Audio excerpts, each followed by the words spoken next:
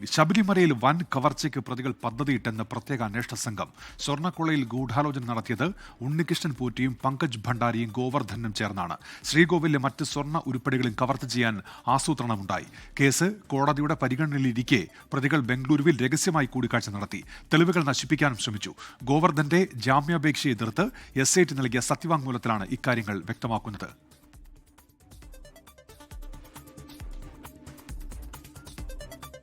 പ്രധാനപ്പെട്ട വിവരങ്ങളാണ് ഇപ്പോൾ പുറത്തുവരുന്നത്. ശബരിമല സ്വർണ്ണക്കൊള്ളയുമായി ബന്ധപ്പെട്ട് വലിയ കവർച്ചയ്ക്ക് പ്രതികൾ പദ്ധതിയിട്ടു എന്നാണ് ഇപ്പോൾ SIT വ്യക്തമാക്കുന്നത്. ഗൂഢാലോചന നടത്തിയത് 3 പേർ എന്ന് SIT സൂചിപ്പിക്കുന്നുണ്ട്. അത് ഉണ്ണികൃഷ്ണൻ പോറ്റിയും പങ്കജ് ഭണ്ഡാരിയും ഗോവർദ്ധനുമാണ്. വലിയ സ്വർണ്ണ കവർച്ചയ്ക്കാണ് ഈ സംഘം ലക്ഷ്യമിട്ടത്. ശ്രീകോവിലിലെ മറ്റ് സ്വർണ്ണ ഉരുപ്പടികൾ അതും കവർച്ച ചെയ്യാൻ ഇവരുടെ ഭാഗത്തുനിന്ന് ആസൂത്രണം നടന്നു എന്ന് SIT വ്യക്തമാക്കുന്നുണ്ട്. കേസ് കോടതിയുടെ പരിഗണനയിലിരിക്കുന്ന ഘട്ടത്തിലും പ്രതികൾ ബംഗളൂരുവിൽ വെച്ച് രഹസ്യ കൂടിക്കാഴ്ച നടത്തി. ആ കൂടിക്കാഴ്ചയിൽ തെളിവുകൾ നശിപ്പിക്കാനുള്ള ശ്രമമാണ് അവരുടെ ഭാഗത്തുനിന്ന് ഉണ്ടായത് എന്നുകൂടി SIT ഇപ്പോൾ വ്യക്തമാക്കുന്നുണ്ട്. ഗോവർദ്ധന്റെ ജാമ്യാപേക്ഷ എതിർത്ത് SIT നൽകിയ സത്യവാങ്മൂലത്തിലാണ് ഇക്കാര്യങ്ങൾ ഇപ്പോൾ വ്യക്തമാക്കുന്നത്. വിഷ്ണു സുരേഷ് ചേരുന്നുണ്ട് കൊച്ചിയിൽ നിന്ന്. വിഷ്ണു, എന്തൊക്കെ കാര്യങ്ങളാണ് SIT ഇപ്പോൾ വ്യക്തമാക്കുന്നത്? വിഷ്ണു,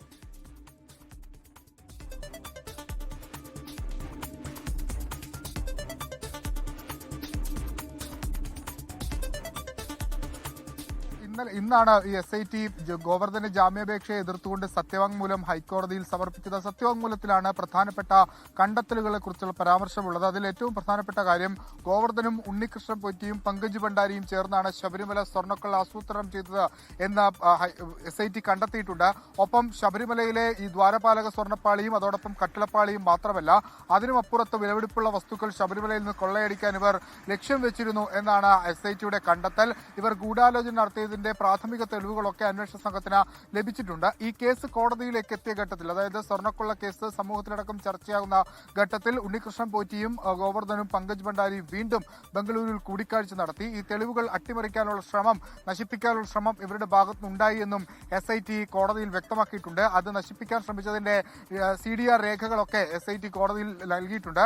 ആ പശ്ചാത്തലത്തിലാണ് നിലവിൽ ഗോവർദ്ധന് ജാമ്യം നൽകിക്കഴിഞ്ഞാൽ ഈ കേസ് അട്ടിമറിക്കപ്പെടാനും അതിന്റെ തെളിവുകൾ നശിപ്പിക്കപ്പെടാനുമുണ്ടെന്ന് ചൂണ്ടിക്കാണിച്ച് ഗോവർദ്ധന്റെ ജാമ്യാപേക്ഷയെ SIT എതിർക്കുകയും ചെയ്തത്. ഒരു വലിയ കൊള്ളയാണ് ഈ മൂവർ സംഘം ലക്ഷ്യം വെച്ചതെന്ന് SIT കണ്ടെത്തുന്നു.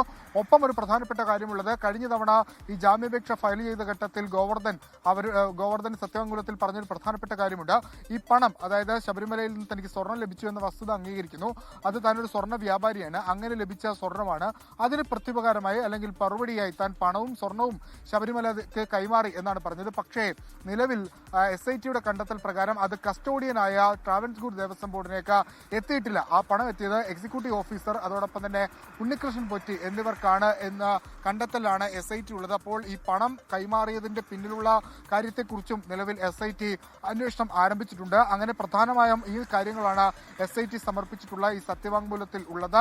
ഗോവർദ്ധന്റെ ജാമ്യാപേക്ഷ ഇന്ന് പരിഗണിച്ചില്ല, 2 ദിവസത്തിന് ശേഷം പരിഗണിക്കാൻ മാറ്റുകയും ചെയ്തിട്ടുണ്ട്. അന്വേഷണം അതിന്റെ അവസാന ഘട്ടത്തിലേക്ക് എത്തുന്നു. ഇനിയിപ്പോൾ 6 ആഴ്ച സമയമാണ് ഏറ്റവും ഒടുവിൽ നീട്ടി നൽകിയിട്ടുള്ളത്. ആ ഘട്ടത്തിൽ ഈ ഗൂഢാലോചന കേന്ദ്രീകരിച്ച് കൂടുതൽ തെളിവുകൾ സമാഹരിക്കാനുള്ള ശ്രമത്തിലാണ് അന്വേഷണ സംഘമെന്ന ഈ സത്യവാങ്മൂലം വായിക്കുമ്പോൾ നമുക്ക് മനസ്സിലാകുന്നുണ്ട്. ഒപ്പം കൽപേഷിന്റെ മൊഴിയാണ് ഈ കേസിൽ ഏറ്റവും നിർണായകമായി മാറിയതെന്നും മനസ്സിലാക്കുന്നു. ഈ പങ്കജ് ഭണ്ഡാരിയിൽ നിന്ന് സ്വർണം വാങ്ങാൻ കൽപേഷിനോട് ആവശ്യപ്പെട്ടത് ഗോവർദ്ധനാണ് എന്നാണ് കൽപേഷിന്റെ മൊഴി. ആ മൊഴിയുടെ അടിസ്ഥാനത്തിലാണ് പങ്കജ് ഭണ്ഡാരിയെയും ഗോവർദ്ധനെയും രണ്ടുപേരെയും കണക്ട് ചെയ്യുകയും അവരിലേക്ക് അന്വേഷണം എത്തുകയും ചെയ്തത്.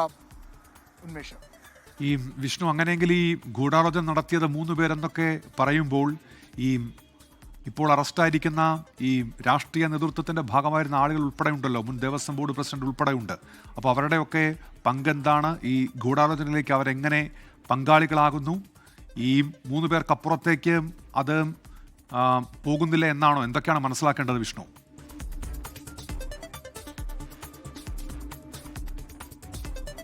നിലവിൽ ഈ സത്യവാങ്മൂലത്തിൽ ഈ 3 പേരുടെ പേരുകളാണ് ഗൂഢാലോചനയുമായി ബന്ധപ്പെട്ട് പറഞ്ഞിട്ടുള്ളത്. പക്ഷേ ദേവസ്വം ഒഫീഷ്യൽസിനും ദേവസ്വം ബോർഡ് അംഗങ്ങളുടെ കാര്യവും ഇതിൽ കൃത്യമായി തന്നെ പറഞ്ഞിട്ടുണ്ട്. മുരാരി ബാബു അടക്കമുള്ള ആളുകളുടെ പേരുകൾ എടുത്തു തന്നെയാണ് പറഞ്ഞിട്ടുള്ളത്. അവർക്കും ഈ കേസിന്റെ ഭാഗമാണ്, അവരും ഈ കേസിൽ ഇൻവോൾവ് ആണ്. പക്ഷേ ഈ ശബരിമലയിൽ സ്വർണ്ണക്കൊള്ള ആസൂത്രണം ചെയ്തത് ഈ 3 പേർ എന്നുള്ളതാണ് നിലവിൽ അന്വേഷണ സംഘത്തിന്റെ കണ്ടെത്തൽ. മറ്റുള്ള ആളുകളുടെ കുറ്റം എന്താണ്, അല്ലെങ്കിൽ അവർ എന്തൊക്കെ കാര്യങ്ങൾ ചെയ്തിട്ടുണ്ട്, അവരെങ്ങനെയാണ് ഈ ക്രൈമിൽ ഇൻവോൾവ് ചെയ്തത് എന്ന കാര്യത്തിൽ ഒരു വ്യക്തത വരണമെങ്കിൽ അതിൽ ഇനി വിശദമായ അന്വേഷണത്തിലേക്ക് അല്ലെങ്കിൽ അത് ഇനി കൂടുതൽ വിവരങ്ങൾ പുറത്തു വരേണ്ടതുണ്ട്. അത് SITക്ക് മാത്രം അറിയാവുന്ന കാര്യമാണ്. നിലവിൽ ഈ 3 പേരുടെ പേരുകൾ ഗൂഢാലോചനയുമായി ബന്ധപ്പെട്ട് നിലവിൽ കൊടുത്തിട്ടുള്ള സത്യവാങ്മൂലത്തിൽ ഈ 3 പേരുടെ കാര്യങ്ങൾ മാത്രമാണുള്ളത്. പക്ഷേ നേരത്തെ എൻ വാസുവിന്റെ ജാമ്യ ഹർജി പരിഗണിക്കുന്ന ഘട്ടത്തിൽ അതേ രീതിയിൽ തന്നെ ഈ വാസുവിന് ജാമ്യം നൽകരുത് എന്ന നിലപാട് ഹൈക്കോടതിയിൽ SIT എടുക്കുന്നത് നമ്മൾ കണ്ടതാണ്. വാസുവിന് ക്രൈമുമായി ഇൻവോൾവ്മെന്റ് ഉണ്ട് എന്ന് ചൂണ്ടിക്കാണിച്ചാണ് നേരത്തെ വാസുവിന്റെ ജാമ്യ ഹർജി എതിർത്തത്.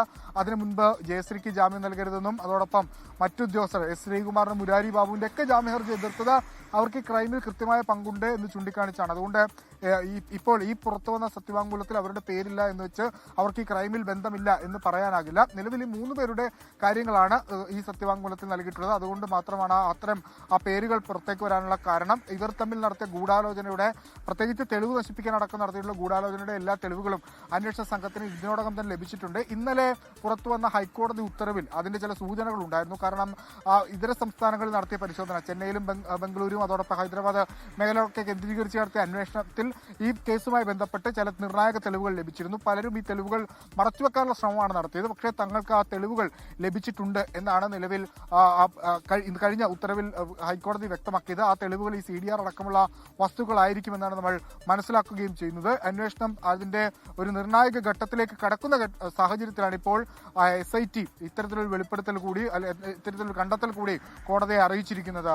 ഉന്മേഷം, ഷഫീദ് റാവുത്തർ കൂടി ചേരുന്നുണ്ട്. ഷഫീദ്, ഇപ്പോൾ ഈ 3 പേർ അവരാണ് ഈ ഗൂഢാലോചനയിലെ പങ്കാളികൾ എന്നുകൂടി SIT വ്യക്തമാക്കുന്നുണ്ട്. ഇന്നലെ പുറത്തു വന്ന റിപ്പോർട്ടിന്റെ വിശദാംശങ്ങളൊക്കെ നമ്മുടെ മുൻപിലുണ്ട്. അവർക്ക് സമയം നീട്ടി നൽകുകയും ചെയ്തിട്ടുണ്ട് ഹൈക്കോടതി. അടുത്ത നീക്കം എന്തായിരിക്കും SITയുടെ ഷഫീദ്?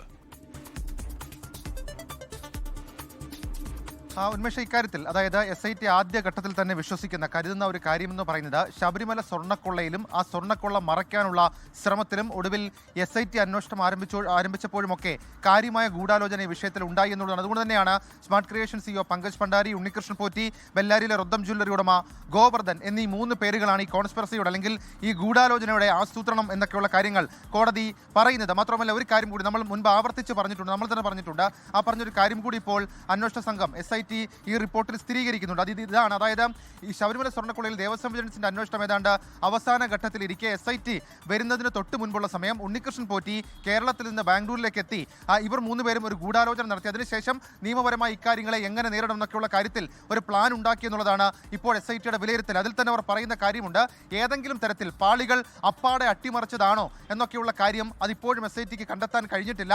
അങ്ങനെയാണെങ്കിൽ ഈ സ്വർണ്ണമുരുക്കി സ്മാർട്ട് ക്രിയേഷൻസിൽ സ്വർണ്ണമുരുക്കി എന്നൊക്കെയുള്ള കാര്യം ഇവരുടെ ആസൂത്രണമാണ്, ഇവരുടെ പ്ലാനാണ്. കാരണം ഇതുവരെയും അന്വേഷണ സംഘത്തിന് ശബരിമലയിൽ നിന്ന് നഷ്ടപ്പെട്ടു പോയ അല്ലെങ്കിൽ പാളികളിൽ നിന്ന് വേർതിരിച്ചെടുത്തു എന്ന് പറയപ്പെടുന്ന സ്വർണം അത് കണ്ടെത്താൻ കഴിഞ്ഞിട്ടില്ല. ഗോവർദ്ധനും പങ്കജ് ഭണ്ഡാരിയും കൊടുത്തിട്ടുള്ളത് തുല്യമായിട്ടുള്ള സ്വർണ്ണമെന്നാണ് ഈ കോടതിയിലെ അടക്കം പോയ പല റിപ്പോർട്ടുകളിലും പറഞ്ഞിട്ടുള്ള കാര്യം. ഏതായാലും ഇനി ഇക്കാര്യത്തിലടക്കം കൂടുതൽ അന്വേഷണം വേണം. SITയെ സംബന്ധിച്ച് സംസ്ഥാനത്തിന് പുറത്തേക്ക് വ്യാപകമായ അന്വേഷണം കൊണ്ടുപോകേണ്ട ഒരു സാഹചര്യം കൂടിയുണ്ട്. ഉന്മേഷ്, ശരി, ഷഫീദ് റാവുത്തറാണ് വിവരങ്ങൾ നൽകിയത്. ലോകത്തെവിടെയായാലും ഏത് സമയത്തും 24 വാർത്തകളും ഓഗ്മെന്റഡ് റിയാലിറ്റി പാക്കേജുകളും എക്സ്പ്ലെയിനറുകളും വിശദമായി കാണാൻ ഞങ്ങളുടെ YouTube ചാനൽ നിങ്ങൾക്ക് സബ്സ്ക്രൈബ് ചെയ്യാം.